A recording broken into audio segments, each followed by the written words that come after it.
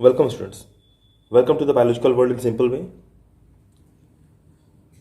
Today, the new video based on the topic that is the reproduction. Asexual reproduction versus sexual reproduction from class 10th. Okay इस video में हम लोग asexual reproduction और sexual reproduction के बारे में, उसके कैरेक्टरिस्टिक्स के बारे में, क्या होता है, कैसे होता है, उनमें क्या क्या डिफरेंसेस हैं, इसके बारे में हम लोग स्टडी करेंगे। ओके टॉपिक्स जो कवर्ड करेंगे हम इस वीडियो में कौन कौन से होंगे, आइए देख लेते हैं। पहला, characteristics of asexual reproduction, characteristics of sexual reproduction, limitations of asexual reproduction, significance of sexual reproduction, and the last one is the asexual reproduction versus sexual reproduction. Okay और एज यूजुअल जो सबसे लास्ट में मैं जो कुछ आप लोगों को क्वेश्चन देता हूं, ठीक है, related to the board exams. Okay चलिए स्टार्ट करते हैं। सबसे पहले एसेक्सुअल रिप्रोडक्शन। तो सबसे पहले ये जानना जरूरी है कि आखिर एसेक्सुअल रिप्रोडक्शन की क्या कैरेक्टरिस्टिक्स हैं। कैसे हम जानते हैं कि यहाँ पे जो रिप्रोडक्शन जो हो रहा है ऑर्गेनिम्स के बीच में वो एसेक्सुअल मोड ऑफ रिप्रोडक्शन है। ओके तो पहला कैरेक्टरिस्टिक्स, एसेक्सुअल जो रिप्रोडक्शन होता है, it is the simplest type of reproduction, occurs mostly in unicellulars, ठीक, and in some simple multicellular organisms. Simple multicellular organism, जिसके बारे में हम लोगों ने अपने पिछले वीडियोस में देखा था, ठीक है। वेजिटेटिव प्रोपोगेशन के थ्रू देखा हमने बडिंग के थ्रू देखा, फीजन के थ्रू, बडिंग के थ्रू देखा, फीजन के थ्रू देखा, ठीक है। Next, basically this type of reproduction occurs in both in plants and in animals, ठीक है। दोनों तरह के ऑर्गेनिज्म में ये होता है, प्लांट्स और एनिमल्स दोनों में। थर्ड पॉइंट, सबसे इंपॉर्टेंट कि सिंगल जो पेरेंट होता है इसमें इन्वॉल्व होता है ऑफस्प्रिंग्स को प्रोड्यूस करने में। क्लियर, ये सबसे इंपॉर्टेंट पॉइंट है कि in asexual reproduction single parent is involve. Okay, इसमें किसी भी तरह का कोई भी स्पेशलाइज्ड रिप्रोडक्टिव सेल्स की फॉर्मेशन नहीं होती है, मतलब गैमेट्स की फॉर्मेशन नहीं होती है, फ्यूजन इसमें नहीं होता है गैमेट्स का, ठीक है, रिप्रोडक्टिव सेल्स का फ्यूजन नहीं होता है। जब फ्यूजन नहीं होगा तो फर्टिलाइजेशन भी अकर नहीं करेगा, ठीक है। So no gamete formation, no fusion of gametes and no fertilization occurs, ठीक है। अब जो ऑर्गेनिजम्स प्रोड्यूस होते हैं ड्यूरिंग द एसेक्सुअल रिप्रोडक्शन, ये ऑर्गेनिजम्स जो होते हैं ये आइडेंटिकल या ये कहें कि एग्जैक्ट कॉपी या क्लोन होते हैं ऑफ देयर पेरेंट्स। अब क्वेश्चन ये राइज होता है कि हमने क्लोन तो कह दिया, आखिर क्लोन का यहां पर मतलब क्या है, what is the mean of clone.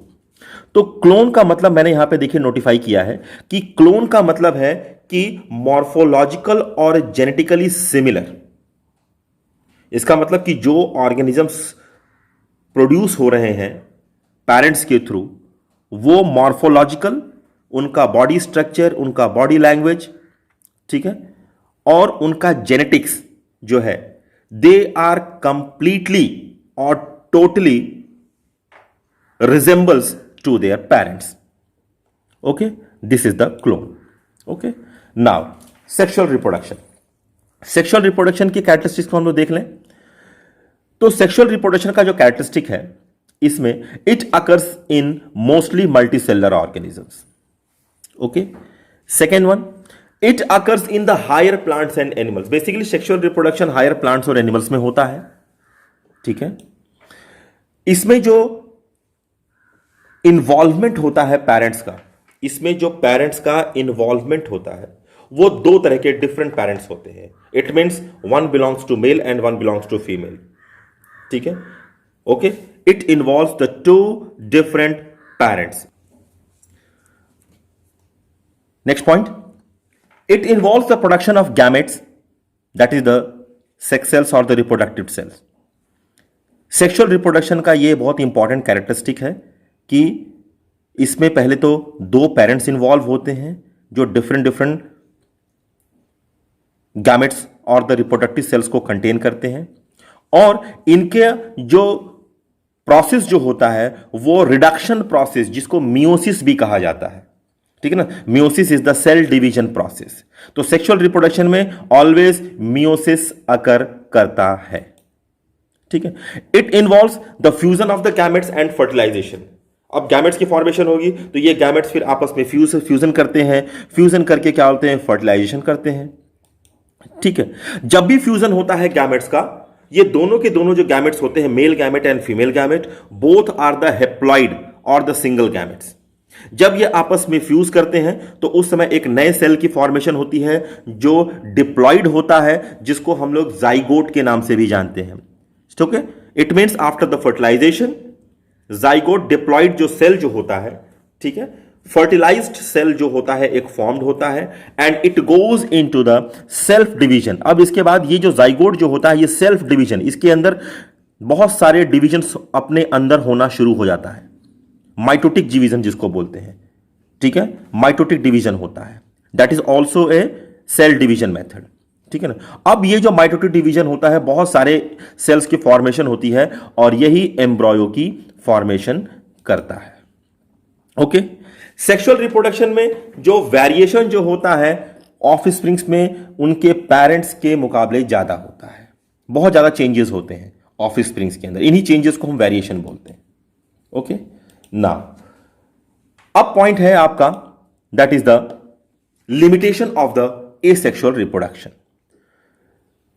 Asexual reproduction का सबसे पहला लिमिटेशन है कि ये तो पहले लोअर ऑर्गन्स में आकर करता है, ठीक है। लोअर ऑर्गन्स ना ही फुल्ली फ्लेश डेवलप्ड होते हैं, ठीक है ना। They can only continue their life, they can only manage the nature, okay. Asexual reproduction में जो वेरिएशन होता है वो या तो बहुत ही कम होता है, नहीं तो ना के बराबर, कंप्लीट लैक ऑफ वेरिएशन, जिसकी वजह से जो सर्वाइवल के जो चांसेस होते हैं वो बहुत लो हो जाते हैं ड्रास्टिक कंडीशंस में, एडवर्स कंडीशंस में, जब भी एनवायरमेंट चेंज होता है, okay. Next,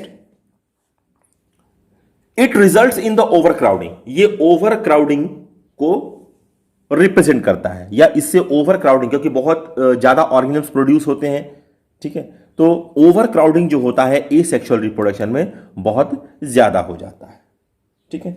now significance of the sexual reproduction. Sexual reproduction का क्या महत्व है, सिग्निफिकेंस मीन्स उसका महत्व, ठीक है। तो सबसे पहला तो इंपॉर्टेंस यही है कि survival against the environmental changes can possible in the sexual reproduction. जब भी एनवायरमेंट में चेंजेस होते हैं तो सर्वाइवल जो होता है ऑर्गेनिजम्स का वो सेक्सुअल रिप्रोडक्शन में ही पॉसिबल होता है। क्यों? क्योंकि इसके अंदर वेरिएशंस होते हैं, चेंजेस होते हैं, एनवायरमेंट के साथ डील ये जो ऑफस्प्रिंग्स जो प्रोड्यूस होते हैं वो करते हैं, ठीक है। इसीलिए चांस ऑफ सर्वाइवल जो होता है इसमें बहुत ज्यादा होता है, ठीक है, जिससे लाइफ जो है इस अर्थ पे एग्जिस्ट कर सके, पॉपुलेशन जो है एग्जिस्ट कर सके, स्पीसीज जो है वो अपनी लाइफ को कंटिन्यू कर सके, ठीक है। इसके साथ साथ सेक्सुअल रिप्रोडक्शन का इंपॉर्टेंस है कि इसमें जो क्रोमोसोम्स होते हैं या जो डीएनए जो होता है ये अपने नंबर्स को मेंटेन करके रखते हैं, ये अपने नंबर को मेंटेन करके रखते हैं, ठीक है। It means that the sexual reproduction helps to maintain the constancy of the chromosomes and the DNA, ठीक है। तो इससे जो हेल्प मिलती है वो पॉपुलेशन को कंट्रोल करने में हेल्प मिलती है, ओके। और ये प्रोसेस पॉसिबल होता है किसके थ्रू? ये होता है मियोसिस के थ्रू, ठीक है। The contents of the chromosomes DNA are maintained by the process called meiosis, okay. Now next, that is the useful variation जो भी होते हैं इसमें, useful variations are protected in the individuals and the harmful traits are often suppressed. ऐसा होता है कि जो वेरिएशन और ऑफस्प्रिंग्स में प्रोड्यूस हो रहे हैं ये कोई जरूरी नहीं है कि वो सारे के सारे ऑफस्प्रिंग्स उस ऑर्गेनिज्म के लिए हेल्पफुल नहीं हो। तो सेक्सुअल रिप्रोडक्शन में ये पॉसिबिलिटी हमेशा बनी रहती है कि useful variations according to their environment, according to their adaptability, वो डोमिनेट कर जाएं और जो हार्मफुल है, जो उस कंडीशन से कोप नहीं कर सकते हैं, एडजस्ट नहीं कर सकते हैं, वो सप्रेस हो जाए, तो ऐसे केस में जो है ऑर्गेनिज्म जो है वो सर्वाइव कर जाता है। ऐसे केसेस में जो सेक्सुअल जो रिप्रोडक्शन जो होता है वो बहुत ही इंपॉर्टेंट रोल प्ले करता है इवोल्यूशन में। इट मीन्स जो नए स्पीसीज जो प्रोड्यूस होते हैं ये सारे के सारे इवोल्यूशन के थ्रू होता है, और ये ओनली सेक्सुअल रिप्रोडक्शन में ही पॉसिबल होता है। क्यों?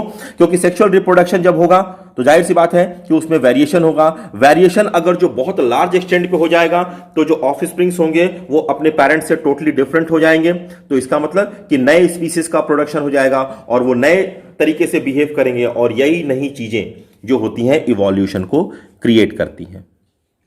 ओके ना, जब भी सेक्सुअल रिप्रोडक्शन होता है तो इसमें जैसा कि हमने पहले देखा कि जाइगोट की फॉर्मेशन होती है, और ये जाइगोट आगे चल के स्पेशलाइज्ड टिश्यूज और ऑर्गन्स को प्रोड्यूस करता है।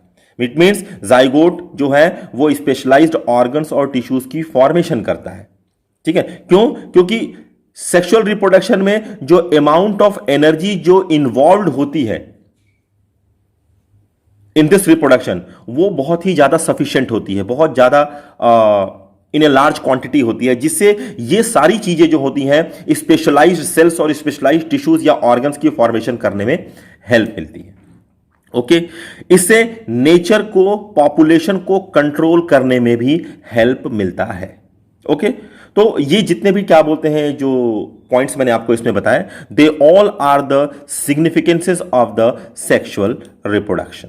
ठीक है, नाउ अब देखते हैं कि ए सेक्सुअल रिप्रोडक्शन और सेक्सुअल रिप्रोडक्शन को कैसे हम लोग डिफरेंशिएट कर सकते हैं। तो एज यूजुअल सेक्सुअल रिप्रोडक्शन जो होता है इसमें फर्स्ट पॉइंट देखिए, यूनिपैरेंटल होते हैं, सिंगल पैरेंट इन्वॉल्व होता है। ए सेक्सुअल में यूनिपैरेंटल इन्वॉल्व होता है, सेक्सुअल रिप्रोडक्शन में बाई पैरेंटल होता है। सेकेंड वन, ए सेक्सुअल रिप्रोडक्शन में जो होता है गैमेट्स की फॉर्मेशन नहीं होती है, सेक्सुअल रिप्रोडक्शन में gametes are formed. Third point, asexual reproduction में माइटोटिक डिवीजन होता है, जबकि सेक्सुअल रिप्रोडक्शन में माइटोटिक और मियोसिस दोनों होते हैं। क्यों? क्योंकि यहां पे रिप्रोडक्टिव सेल्स होते हैं और रिप्रोडक्टिव जो सेल्स होते हैं वो मियोसिस प्रोसेस के थ्रू होते हैं। ठीक है ना, फिर जाइगोट के अंदर माइटोसिस भी होता है, माइटोटिक भी होता है। Okay, fourth, it does not involve fertilization. अब गैमेट की फॉर्मेशन होगी नहीं, फ्यूजन होगा नहीं, तो फर्टिलाइजेशन नहीं होगा। सेक्सुअल रिप्रोडक्शन के अंदर फर्टिलाइजेशन होता है। ए सेक्सुअल रिप्रोडक्शन में जो मल्टीप्लिकेशन की जो स्पीड होती है ऑर्गेनिजम्स को या सेल्स को प्रोड्यूस करने की जो स्पीड होती है बहुत फास्ट होती है, क्विक होती है, जबकि इसमें सेक्सुअल रिप्रोडक्शन में ये जो स्पीड होती है मल्टीप्लिकेशन की ये स्लो होती है। ए सेक्सुअल रिप्रोडक्शन में जो ऑर्गेनिजम्स होते हैं वो जेनेटिकली मॉर्फोलॉजिकली सिमिलर होते हैं पेरेंट से, जबकि सेक्सुअल रिप्रोडक्शन में जेनेटिकली सिमिलर नहीं होते हैं। ठीक है ना, मॉर्फोलॉजिकली सिमिलर हो सकते हैं लेकिन जेनेटिकली सिमिलर नहीं होते हैं। ठीक है, वेरिएशन जो होते हैं ए सेक्सुअल रिप्रोडक्शन में वो नेग्लिजिबल, ना के बराबर होता है। ठीक है, जबकि सेक्सुअल रिप्रोडक्शन में जेनेटिकली वेरिएशन बहुत ज्यादा होता है। ओके, इस तरीके से जब ये सारी चीजें नहीं होंगी तो इवोल्यूशन भी जो होगा ए सेक्सुअल रिप्रोडक्शन में नहीं होगा, जबकि सेक्सुअल रिप्रोडक्शन जो होता है वो इवोल्यूशन में बहुत ही इंपॉर्टेंट रोल प्ले करता है। Okay, last one, it occurs in the lower organism. ये हमेशा लोअर ऑर्गेनिज्म में होता है, जैसा कि हम लोगों ने पहले पढ़ा भी है। फिजन, बडिंग, स्पोरोफिकेशन, वेजिटेटिव प्रोपोगेशन इसके थ्रू होता है, जबकि सेक्सुअल जो रिप्रोडक्शन होता है वो हायर ऑर्गेनिज्म्स में होता है। लेकिन इसके साथ साथ कुछ lower organisms, there are some lower organisms are there, उनमें पॉसिबिलिटी होती है, लेकिन ये भी बहुत ही रेशियो जो होता है बहुत ही कम होता है। Okay, clear? ठीक है, तो उम्मीद करता हूं कि यहां पर आप लोगों को ये डेफिनेशंस, ये पॉइंट्स आपको क्लियर हुए होंगे। अगर जो कोई प्रॉब्लम होगी तो आप कांटेक्ट कर सकते हैं आप। ठीक है, व्हाट्सएप पे मैसेज कर सकते हैं आप, मैं उसको क्लियर करूंगा। ठीक है, इसके साथ साथ अब आप इन क्वेश्चंस को आप आसानी से सॉल्व कर सकते हैं। ठीक है, what is a sexual reproduction, what is sexual reproduction, what is the significance of sexual reproduction, what is the limitation of asexual reproduction, why the sexual mode of reproduction, क्यों जरूरी है sexual reproduction, how sexual reproduction is related to the evolution, and the last one, how sexual reproduction maintains the constancy of DNA. Okay, okay, next video में फिर मिलते हैं, तब तक के लिए good bye, have a nice day.